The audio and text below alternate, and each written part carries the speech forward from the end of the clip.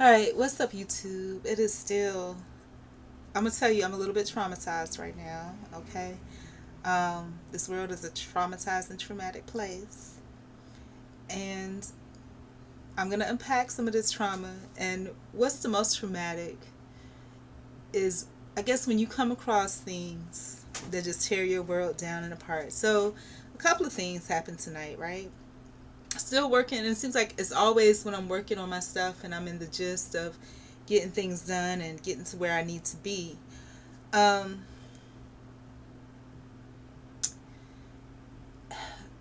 when it comes to my things, I always put them on the back burner because everything is my thing in my world, right? So you see, I'm all Kwanzaa up, and I'm talking about celebrating Kwanzaa every day in 2022. The principles are wonderful, right?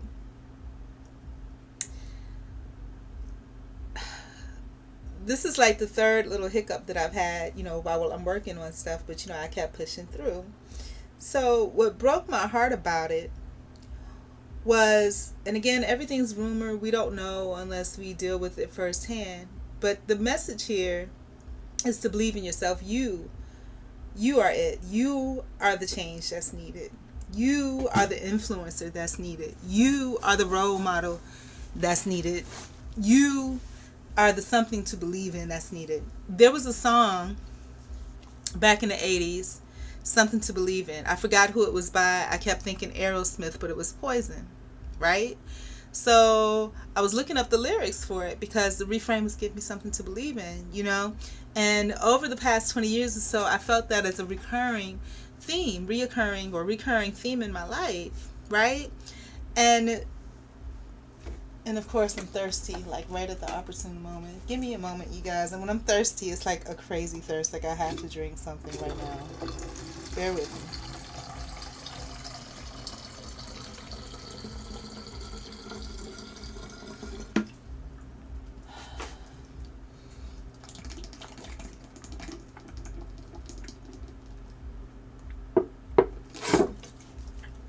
Fun fact: they say that by the time you feel thirsty, it means you're dehydrated, which is crazy because I've gone through like 3 or 4 of these today. But anyhow, and they're 52 ounces each.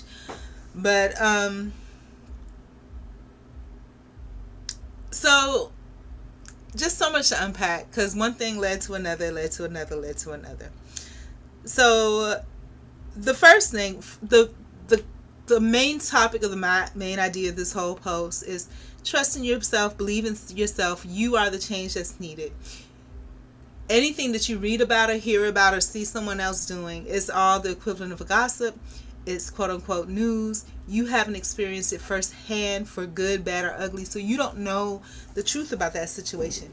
But you know the truth about you and who you are, right? So, me, Maria Chung Willoughby, I know the truth about me and who I am and what I stand on. And sometimes we search so much to find, the value system that we have within ourselves and, the truth of who we are in other people. We're thinking, I cannot be the last one.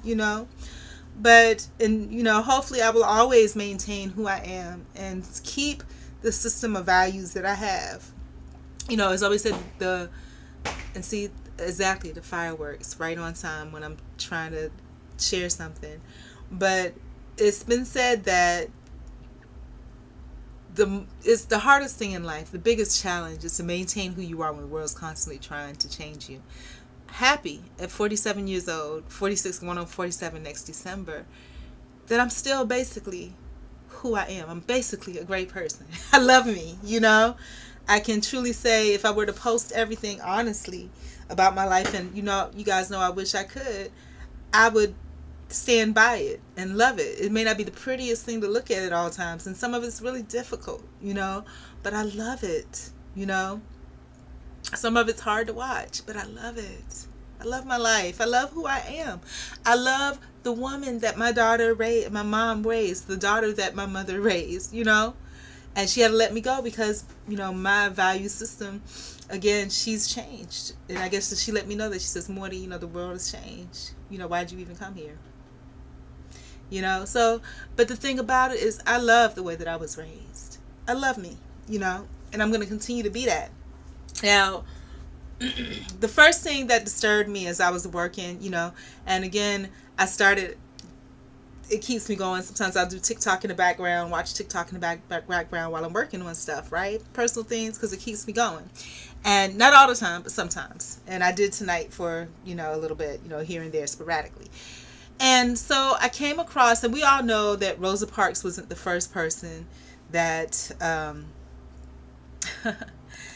that gave her, you know, that held her ground and wouldn't move out of her seat, right? Let me see if I can remember the first lady's name. I don't even remember, but find it.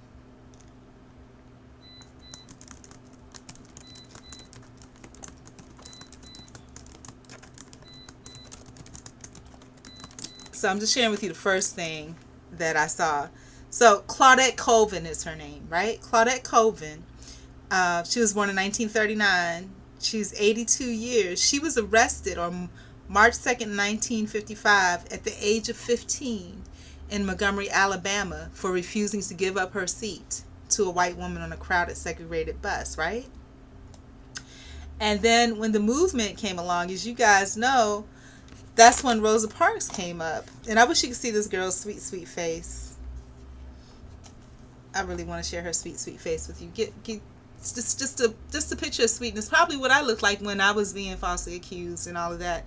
Just a sweet at almost 30 years old. You know, just a sweet, sweet face. And I remember when I took the picture they told me to take, you know, they made me retake it because they were, you know, they wanted me to have a certain impression or leave a certain impression.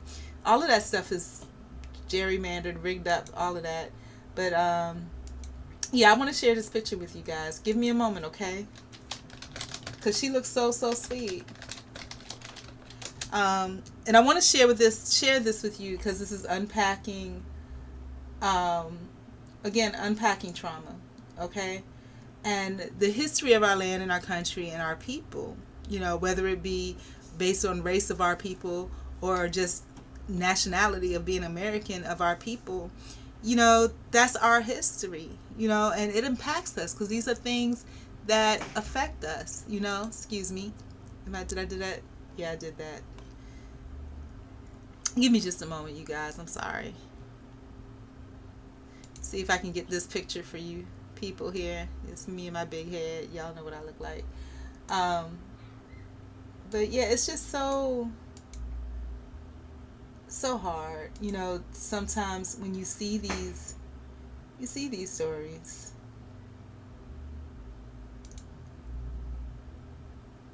Give me a moment, people, because this is so important to me. Hang on.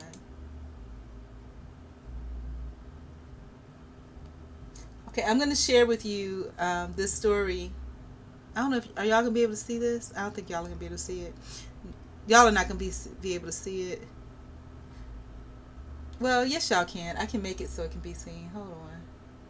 We gonna make it so everybody can see this because it's important to me. Hold on, you guys.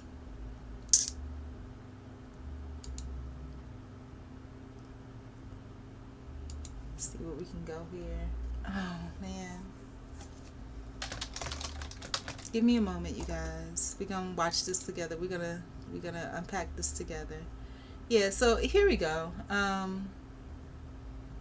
Oh, y'all can't see it just yet. Well, y'all are about to be able to see it in a minute. Everybody. Okay, so Claudette Clovin, you guys. This is her now. She's like 82 years old. She was finally, if you guys don't know, finally exonerated on December 16th, which is the day after my birthday. She was arrested for not giving her seat up. And can you imagine what a smack in the face it is to live all these years and you have the woman, this woman's 82 years old, arrested with a record, right? With a record. And that woman that killed Medgar Evers, she's still living too. You know what I'm saying? It's sad, or was. I don't know if she's passed by now, but she was still living a couple of months ago. But yeah, this is her. She was finally exonerated on December 16th. And the only difference between her and Rosa was that she was darker skinned black. You know? So this is from The Guardian.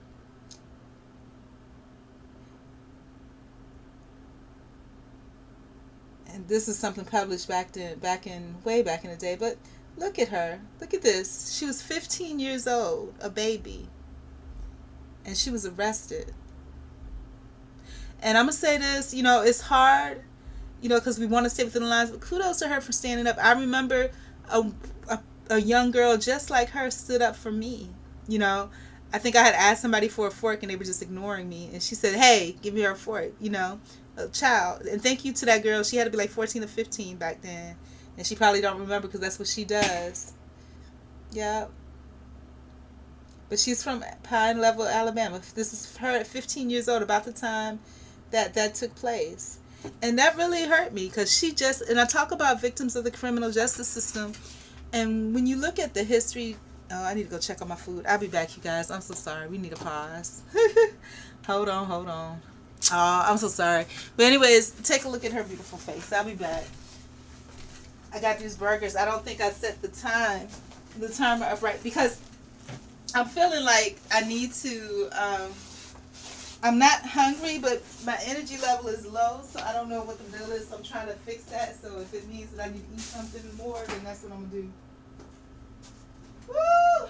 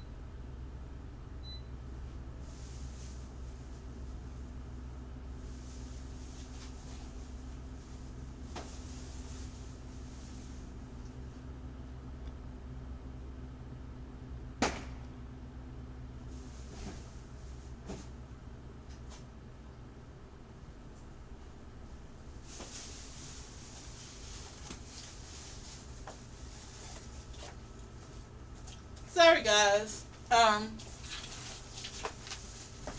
need to stop doing that because this burger should be delicious and cheesy and melty, but I wasn't paying attention to it. Now it's just a crispy burger with no cheese. But excuse me.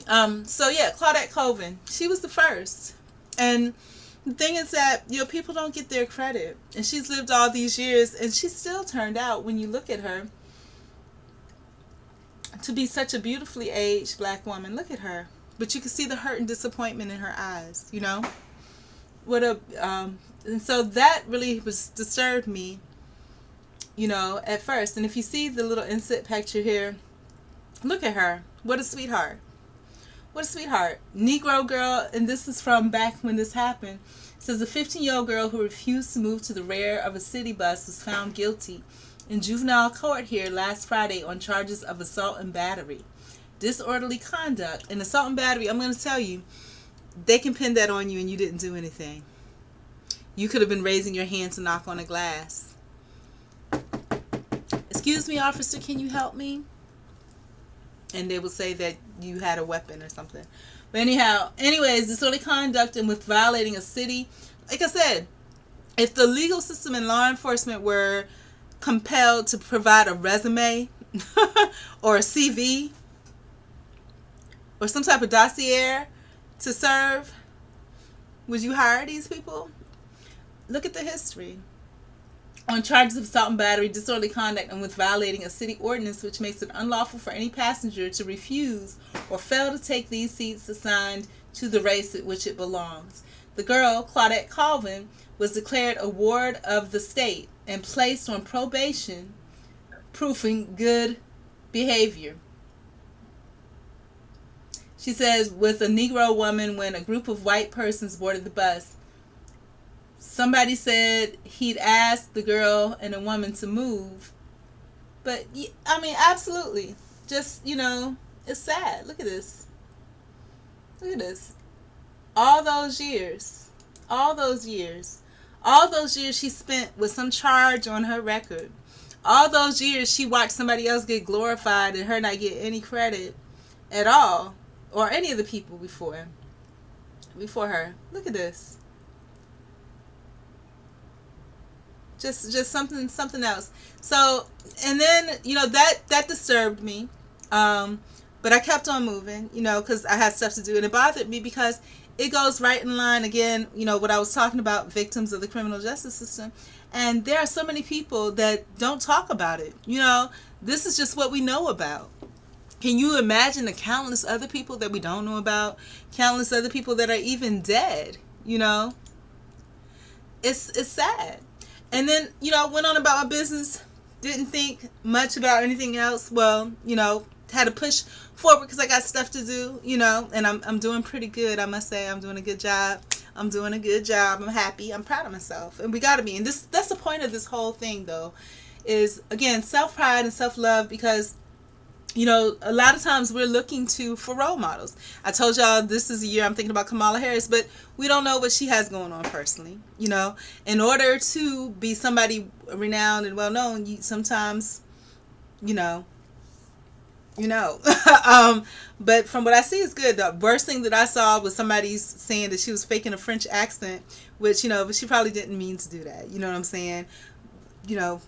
People are people. We're stupid sometimes. But, the manner of grace and poise, absolutely wonderful. But anyhow, and then, like I said, I went on about my business. And I saw another post or heard another post. I'm not looking because I'm paying attention to what I'm doing and I'm listening. But I heard another post where the discussion was about, and it was real short. I thought this guy was going to get up and sing, but he said, the people that didn't help me the most. Drop the mic. That's so true. The people that don't help you the most. Shout out to my mom. My mom has helped me all my life. That's no shade. I love my mom. She's helped me all of my life. But when it came to the point where she saw that I was no longer a benefit to the family, she let me go. I have to learn that the world is not what I think or what I've been misled for it to be. And I can't come bringing my tears to her or my stories to her because she don't want to hear it because she's retired now. She doesn't, she doesn't care. She's just trying to go, whatever. And that's cool. But then the next thing that really caught me and disturbed me, because like I said, you guys see that I'm all Kwanzaa down because the principles are what's important to me. That Bible verse is what's important to me. But the truth about the Bible and the creator of the principles, or what's being said about them, we don't know, but it's all a little messed up. What's being said, and many of you probably already know, they're saying that the creator of Kwanzaa back in 1966, when it was first celebrated, was hired by the FBI, and that this guy Karanga, who is still alive, is possibly responsible for the death of key members of the Black Panther Party. Also, he was abusive to black women. He's literally a chair at a university right now. And that he was very misogynistic, including he tortured 2 black women, beat them with an electrical cord, and put detergent in their mouths. And like I said, it's stated that he worked with the CIA against the Black Panthers and is likely responsible for the death of Bunchy Carter. And what's being said is that majority of pro-black males were misogynist,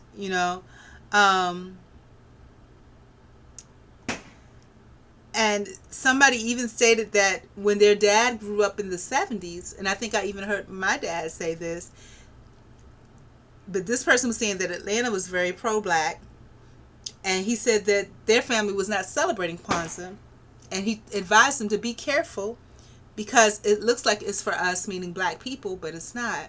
Now, with all that being said, that's disappointing. I'm not going to look into that anymore, but the principles and values are what's important, So what I'm saying is that we can't look to other people to be the savior, to be the light, or to be that pristine role model, because a lot of times they aren't. I didn't finish telling the story the other day, and I'm going to take a bite of this burger because I'm really hungry. It doesn't have any cheese or ketchup or mustard or anything on it. But I'm going to put all that on when I get off of here. I'm sorry, guys, I'm hungry. So, I didn't know I was hungry, but now I am. But, yeah, so, I hate doing this in the middle of me trying to talk, but, and so I was trying to talk about Steve Harvey, and I didn't tell the story the other day, and I started to. But he had this thing where he did, like, motivational speaking from somewhere. It looked like it may have been housed in Jamaica, right? And then the fireworks are going to start. And then, may have been housed in Jamaica. But he was saying all this great positive stuff. But at the end, he was talking about his story, which really was the driving force. And he still has another show coming out on he's going to be Judge Steve Harvey. But, yeah, so I don't know how. I thought you had to be some kind of, he's going to be a TV judge. And I wondered, do you have to have any credentials to be a TV judge, or is he just going to be deemed an actor? And then if so, does that discount all the other TV judges that actually had degrees in criminal justice or law, But anyhow, so, and every time I get to this point, that's when the stupid fireworks start going. This happened yesterday, too, when I wanted to talk about this specific thing. But maybe if I put headphones on, do I have a way to plug my ears so I don't have to hear that? It's just this, what's it called? This something. It's, I'll say disturbing, but that's not the word. That's not the word that I'm looking for. Disturbing is not the word I'm looking for. But, I don't think this will help. But anyhow, so what I was saying about Steve Harvey was that he had this thing, all his little snippets and stories, when you took the snippets that you liked out, they were great. They were phenomenal. So encouraging. But when he got to the end, he kept on throughout towards the end, he was saying things really against himself, like, oh, that I'm probably not coming back anyway. Y'all are not going to like the fact I'm supposed to be motivational speaking, but I do comedy. I do comedy. And so I'm going to make it funny because it's going to be boring.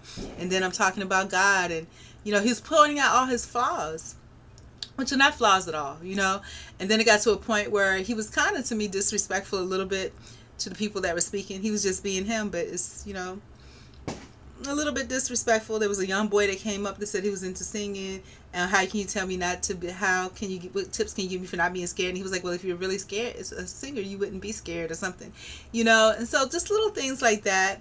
And so with all the highlight reels, all the good pieces that I really enjoyed about it, when you watch the whole thing in context in its entirety, you see some of the flaws. But humans are humans. They're flawed. And again, with this guy, this Karenga guy, and the bad thing about it is that when you look him up and you look up his picture, he's actually still a good-looking guy at however old he is now, 70, 80, however old he is. He's my mom's age, 75, something. And he still looks good. And these are women that he tortured, the beat, stuffed detergent down their throats.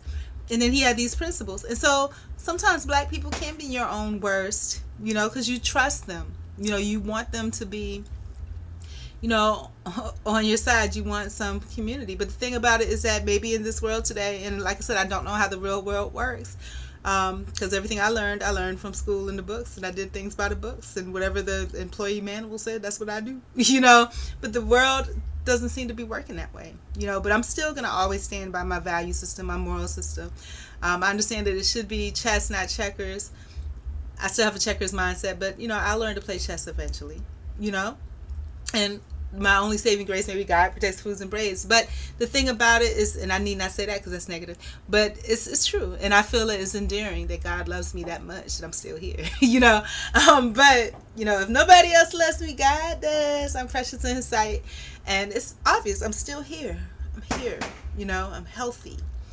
I'm of pretty sound mind, most of the time, pretty good, physical, fat, but hey, it's good, it's good to be me, and it's good to be alive, and it's good to be you, and it's good to be alive. So when we're looking for things to look up to, and people, or, looking for role models, it's us, it's you, because I know me, I know that I have never tried to hurt anybody mentally, physically, spiritually, financially.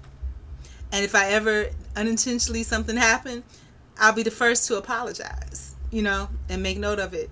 And not even, and in my older years, not even apologize, but, to acknowledge it and say, hey, this is what you can expect going forward, and so that there's no hurt or no pain, um, but so with this being said, the principles still are set, and I think they're wonderful principles. And I still will guide myself by those because they go in line with the Bible chapter that I like. And again, we know that there's some not so great things about the Bible too. But who I am, who Maria Chung Willoughby is greater than all those things. Better than all of those things. But those things are things that, those ideals and those principles do ring true to who I am as a person. Who I want to continue to be, And maybe it's wrong that I was programmed, by the system to do all the right things. But that's who I am, and that's who I enjoy being. I enjoy being me. And I'm still here, so it's a purpose. But anyways, back again. Today is to do always as much as we can in the way we can in order to leave our community more beautiful and beneficial than we inherited it. And when I was growing up, that was the thing to be said. And it wasn't put in the context of Kwanzaa, but it was put in the context that wherever I go, whatever I do, I should always leave it a better place. And that is my endeavor. So maybe I should change that and make my own thing, emerge and see, or just be me. I don't need to have a great title to it or anything like that. It's me. This is who I am. This is me. Please accept me for who I am. It's me, and I love me, anything that's good, anything I can pull from that's good, whether it's tarot, Bible, whatever, anything that I can pull from that's good, that represents my spirit and my spirituality, not meaning religion. It's different, meaning the essence of who I am. That, it's sad that I hear those stories. I won't be stating those stories anymore, but the whole purpose and point of this is to believe in yourself, loving yourself. You are more than enough. You are it. I remember one more little story I'm telling on the sideline. Back in like 2005, maybe before 2000, somewhere between 2000 and 2005, or like December 99. I don't know what it is about December 99 and August of 2005. I was in Atlanta, and there was a young entrepreneur. He had a restaurant in downtown Atlanta called Big Daddy's. And so much shout out to him, because I remember telling him at that time, that was when I was starting to think about the initial business that I had, or, the entrepreneurship. And I was pitching it to him and all this because I wanted support and encouragement, just like I do now, But I'm figuring out that I'm all I need to survive. With God, of course. But, what he told me, he looked at me. And he says, it's you. You are the support and encouragement you need. So shout out to whoever that business owner was. Black guy, probably like 30s at the time. Big Daddy's. He had a restaurant called Big Daddy's in downtown Atlanta.